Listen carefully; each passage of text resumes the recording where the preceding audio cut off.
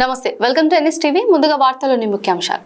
కామారెడ్డి జిల్లా బాన్స్వాడలో రైతులకు రెండవ విడత రుణమాఫీ నిధుల విడుదల సందర్భంగా కాంగ్రెస్ అగ్రనేత శ్రీ రాహుల్ గాంధీ, రాష్ట్ర ముఖ్యమంత్రి శ్రీ రేవంత్ రెడ్డి చిత్రపటానికి పాలాభిషేకం చేసిన మాజీ శాసన సభాపతి, మాజీ మంత్రి, బాన్స్వాడ నియోజకవర్గ శాసనసభ్యులు శ్రీ పోచారం శ్రీనివాసరెడ్డి, రాష్ట్ర అగ్రోస్ చైర్మన్ శ్రీ కాసుల బాలరాజు బాన్స్వాడ పట్టణంలోని పోచారం నివాసంలో జరిగిన ఈ కార్యక్రమంలో పాల్గొన్న మున్సిపల్ చైర్మన్ జంగం గంగాధర్ గారు, నియోజకవర్గ ప్రజాప్రతినిధులు, నాయకులు, రైతులు అనంతరం ముఖ్యమంత్రి సహాయ నిధి పథకం కింద బాన్స్వాడ నియోజకవర్గంలోని 187 మంది లబ్ధిదారులకు మంజూరైన చెక్కులను పంపిణీ చేశారు. ఒక రాష్ట్రానికి పెద్ద దిక్కు ముఖ్యమంత్రి అనేవాడు ఇంటికి యజమానట్లను రాష్ట్ర ప్రభుత్వానికి ముఖ్యమంత్రి గారు కూడా పెద్ద దిక్కు. వారు వయసులో చిన్నవాడైనా ఎక్కడ కూడా ఏది గొడవ లేకుండా తప్పులను సవరించుకుంటూ మంచిని ప్రోత్సహిస్తూ ప్రభుత్వాన్ని నడిపేటువంటి యొక్క సమర్థత రేవంత్ రెడ్డి గారు నిర్మించారు. ఆ విధమైనటువంటి ఒక ముఖ్యమంత్రి గారి సమక్షంలో నేను టిఆర్ఎస్ పార్టీ ఎమ్మెల్యేగా గెలిచిన తర్వాత కూడా మన కాన్స్టిట్యున్సీ బాగుపడాలి, మన పెండింగ్ సమస్యలన్నీ పరిష్కారం కావాలి. ఒక సీఎం రెడ్డి పడే కాదు, కాన్స్టిట్యున్సీ అంటే ఎన్నో సమస్యలు ఉంటాయి.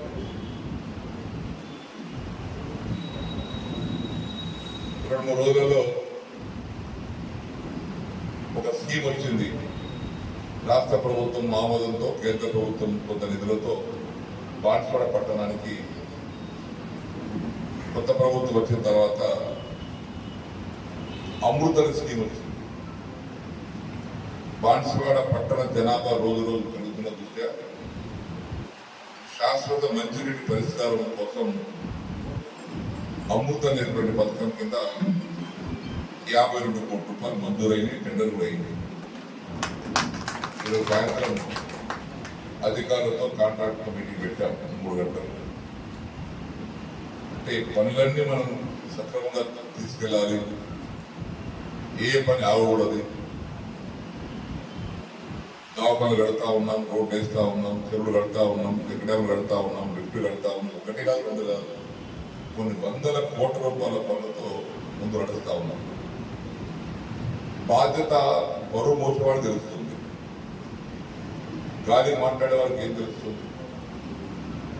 బరువు మోయకుండా గాలి మాట్లాడేటువంటి వాళ్ళు వాళ్ళకేం తెలియదు.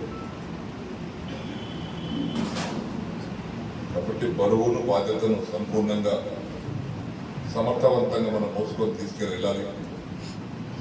నియోజకవర్గంలో కొద్ది ఆలస్యమైనందుకు క్షమించాలా. ముఖ్యంగా ఏంటంటే ఇప్పుడున్న పరిస్థితిలో, కష్టమైన పరిస్థితిలో కూడా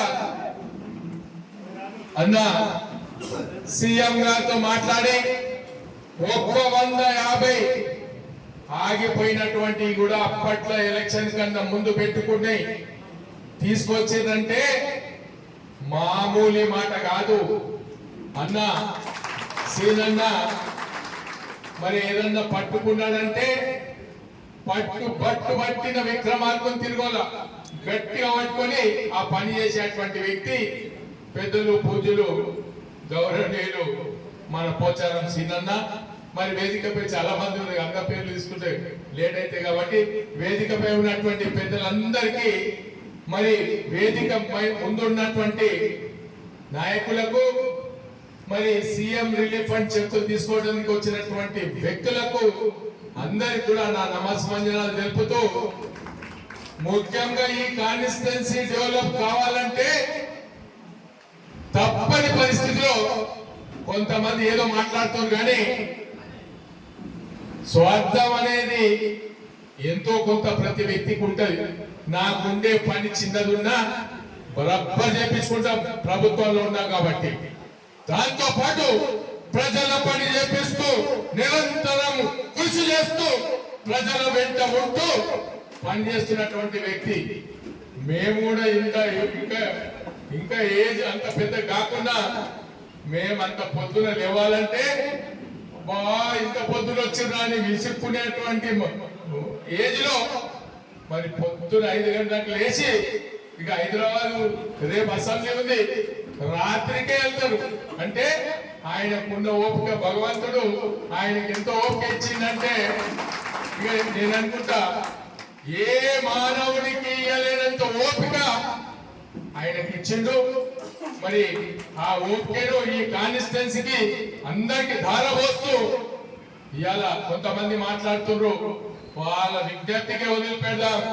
వాళ్ళు టూరిస్టులు హైదరాబాద్ లో ఉండి ఎప్పుడో ఒకసారి వచ్చి ఏదో ముఖం చూపించి పోయిపోరు.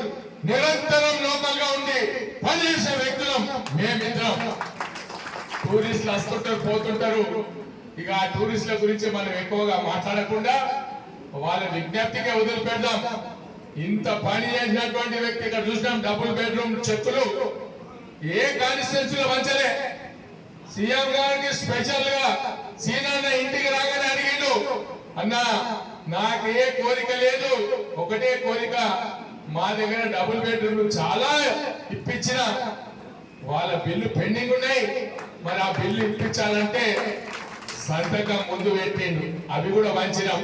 ఇప్పుడు కొంతమందికి ఈర్ష, ఇన్ని తీసుకొస్తుండు ఇన్ని పంచుతుండు మళ్ళా మంచి పేరు వస్తుంది, రేపు ఆయనకే జైలు కొట్టే పరిస్థితి ఉన్నది కాబట్టి జైలు కొట్టే పరిస్థితి ఉంది కాబట్టి వాళ్ళకి ఈర్షతో మాట్లాడుతున్నారు. కానీ వాళ్ళతో ఏం అయ్యేది లేదు, ఏ పోయేది లేదు. ఒక్కరు కూడా మరి ఎమ్మెల్యే స్థాయికి ఎదిగిన వ్యక్తులు లేరు. ఇక అక్కడి నుంచి వచ్చినటువంటి వ్యక్తి పూజకు పనికిరాని పువ్వు అంటే ఆ ఊర్లోనే పనికిరానటువంటి వ్యక్తి ఈ ఊర్లో పని చేస్తారా? ఆ ఊర్లో ఎంత మందికి ఎన్ని ఇబ్బందులు పెట్టిందంటే వెళ్ళాలని పోతే తెలుస్తుంది ఆ వ్యక్తి ఎటువంటి వాళ్ళు. ఇక అందరి దగ్గర డబ్బులు వసూలు చేసి ఇక అంతా కలెక్షన్ చేసే కార్యక్రమం ఉంటది. కాబట్టి మామూలు ఎవరు పేరు పెట్టలేదు. ఈ రోజు దాకా ఒక్క రూపాయి కూడా ఆశించకుండా మేము పనిచేస్తూ వస్తున్నాం. ఇక దాని వెనుక ఎవడో ఏదో చెప్తే ఏదో మాట్లాడుతుంటే దానికి మనకు అవసరం లేదు. కానీ ఈ రోజు ఇంతమంది వచ్చారు, మరి అందరికి కూడా 180 మందికి మరి సీఎం రిలీఫ్ ఫండ్ అందించి ఎంత ఓపిక కావాలా అవన్నీ లెటర్స్ తీసుకొని వచ్చి అవన్నీ బిల్స్ తీసుకొస్తే దానికి ఏమేమి తక్కువ ఉంటే పూర్తి చేపించి సబ్మిట్ చేసి మీకు డబ్బులు ఇప్పిస్తుందంటే మామూలు మాట కాదు. ఆ ఓపిక అయితే మాకు లేదు, కానీ తనకు ఆ ఓపిక ఉంది. ప్రతి ఒక్కరిని ఏ ఊర్లో పోతే ఈ ఊర్లో వాళ్ళు అప్లై చేసుకున్నారో నోటికి చెప్పేటువంటి వ్యక్తి. ఇక అంత ఓపిక అయితే మాకు లేదు, కానీ తనకు ఓపిక భగవంతుడు ప్రసాదించినందుకు నేను సంతోషపడుతూ మరి కాలాతీతమైంది.